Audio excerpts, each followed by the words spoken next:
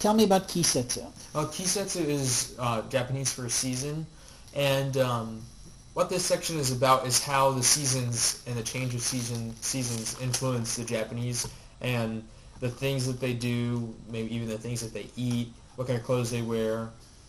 And they have really strong it's said that the Japanese have a really strong tie to the seasons and to nature. So this is kind of an exploration of how the seasons affect Japanese life.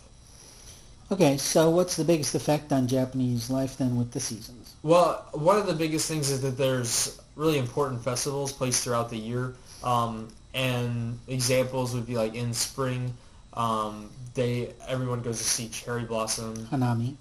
And that brings with it kind of these traditions like eating like a bento box in a park with your friends while you witness the blooming of the cherry blossoms.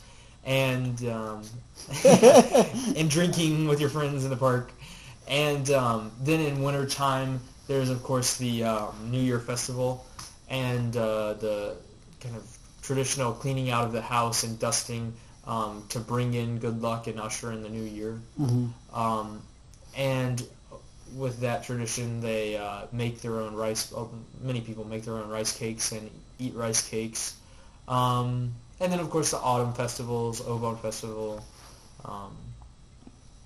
So there's a lot of like ceremonies and festivals that are specifically tied to a season. Cool. All right.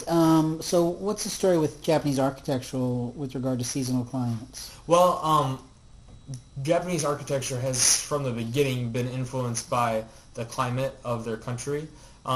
Because in most of the low-lying areas of Japan, they have a really big problem with humidity since it's surrounded by water.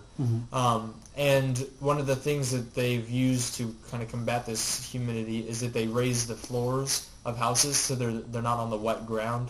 And also they have like as few partitions as possible, and everything's left kind of open for a reason so that there can be like an airy, drafty kind of movement through the house, so nothing, stays stagnant in one area and gets real hot and humid.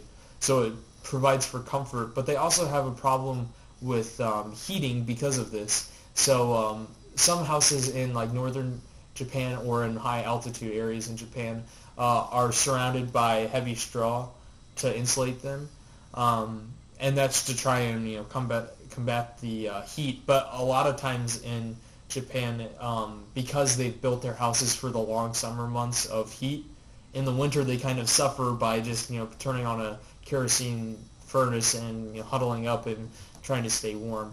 Right, because there's no central heating. And there's barely any insulation in old-fashioned Japanese houses. Yeah.